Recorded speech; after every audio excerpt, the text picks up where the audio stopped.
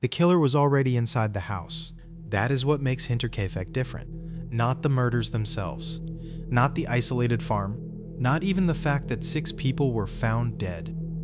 It is the thought that before it happened, before anyone screamed, before anyone realized they were trapped, someone may have already been hiding above them, listening, waiting, moving quietly in the dark.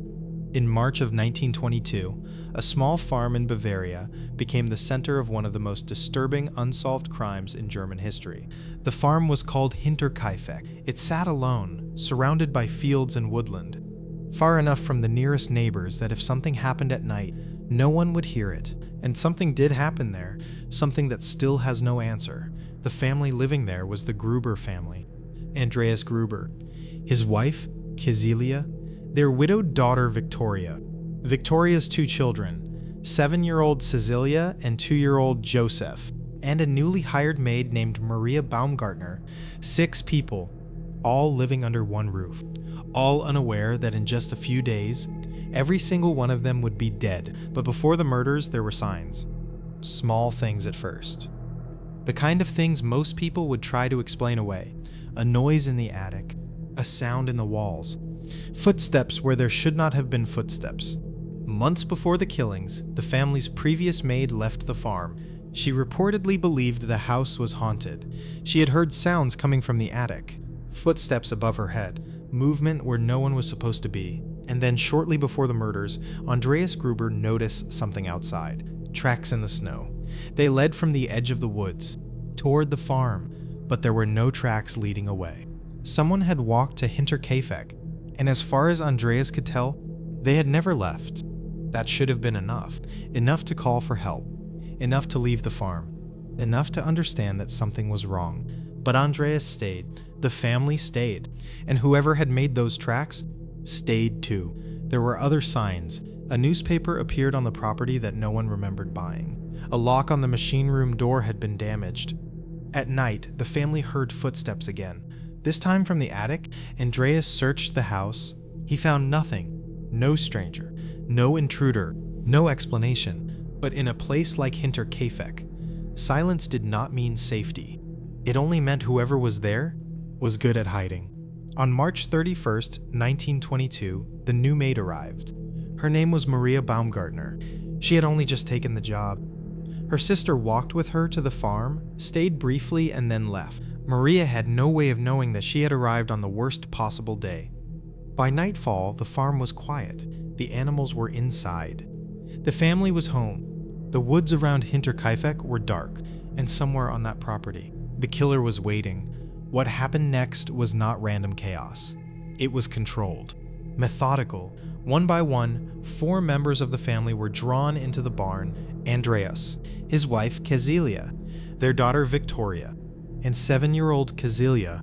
They were killed with a mattock, a heavy farm tool, the kind of weapon already present on the property, the kind of weapon that would not need to be brought from outside. That detail matters, because it suggests the killer either knew the farm or had spent enough time there to know where things were kept. The barn became the trap. One person goes in, they do not come back. Another follows, then another, then another. No one escapes, no one reaches the neighbors. No alarm is raised. Only the animals hear what happens, and by the time the killing moves into the house, there are only 2 people left. Inside, 2-year-old Joseph is asleep, a child too young to understand fear, too young to know what has just happened outside.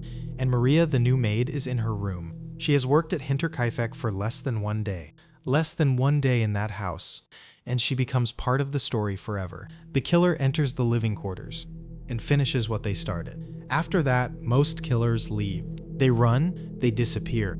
They try to put distance between themselves and what they have done. But the Hinterkaifeck killer did something far worse. They stayed. For days after the murders, someone remained at the farm. The animals were fed. Food was eaten. The fireplace was used. Smoke was seen rising from the chimney.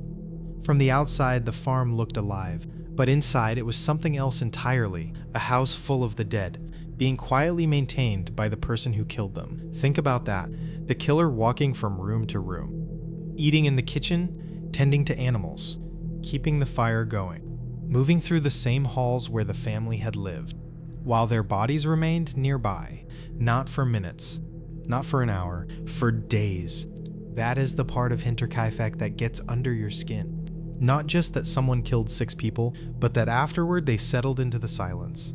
They did not panic. They did not flee. They behaved almost like they belonged there. On April 1st, 2 coffee sellers arrived at the farm. They knocked. No answer. They looked around. Still nothing. But they left. Then the little girl, Cecilia, did not show up for school. The family missed church. Neighbors began to notice. Something was wrong, but Hinterkaifeck was isolated, and in an isolated place, concern moves slowly. By the time anyone entered the farm properly, the killer was gone. On April 4th, neighbors came to check on the family. They entered the barn and found 4 bodies. Stacked in the straw, Andreas, Cecilia, Victoria, and young Cecilia. Then inside the house, they found Maria and little Joseph. 6 dead, no suspect waiting, no clear motive, no simple explanation, but there was something even more horrifying about the discovery. 7-year-old Cecilia may not have died immediately. Investigators believed she survived for hours after the attack, lying in the barn, in the dark, near the bodies of her family. Evidence suggested she had torn at her own hair while she was still alive.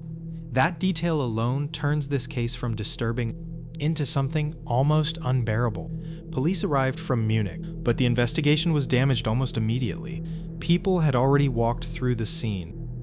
Neighbors had entered the buildings, bodies had been moved, evidence had been disturbed, and in 1922, forensic science was nothing like it is today.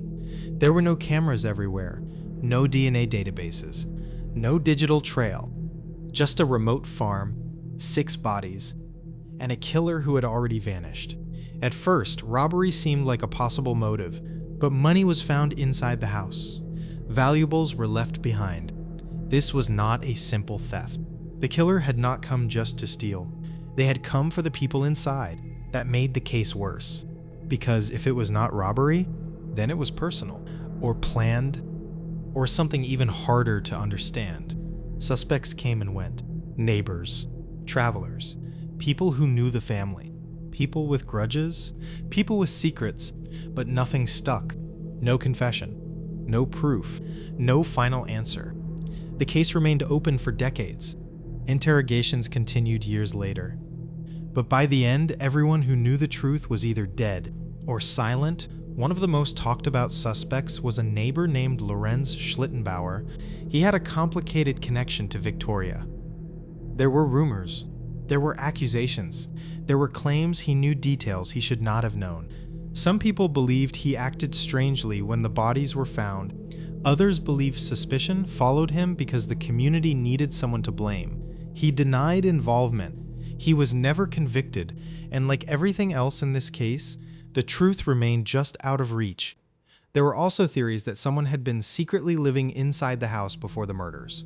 Not just visiting, living there, moving in the attic, watching the family, waiting until the right moment. The footprints in the snow, the noises above their heads, the missing explanation. It all points toward the possibility that the killer was closer than anyone wanted to believe. Maybe the family was not alone for days, maybe longer. Maybe every sound they dismissed was real, and that is the nightmare of Hinterkaifeck. It is not a masked stranger appearing suddenly in the dark. It is the idea that evil was already inside, above the ceiling, behind a door, in a space the family thought they understood. The horror is not just what happened. It is what may have been happening before. Imagine sitting at the table at night, the house quiet, the children asleep, the wind outside, then a sound overhead, a footstep, a shift in the boards. You look up, you tell yourself it is the house settling. You tell yourself it is an animal. You tell yourself there is nothing there. But you are wrong. Hinterkaifeck was demolished less than a year after the murders. The farm was torn down, as if removing the building could remove what happened there. But during the demolition, more evidence was reportedly found. A blood-stained mattock hidden in the attic, a penknife in the hay, More pieces of a puzzle that still refuse to form a complete picture. Today, Hinterkaifeck is remembered as one of the darkest unsolved cases in Europe. Not because of one single detail, but because of all of them together. The footsteps in the snow, the noises in the attic, the new maid arriving on the day of the murders, the family being led one by one into the barn, the child who may have survived for hours, the killer staying afterward, feeding the animals, eating the food, keeping the fire burning, and then disappearing. If you enjoyed this video, subscribe for more real cases, internet mysteries, and stories that only get darker the deeper you look.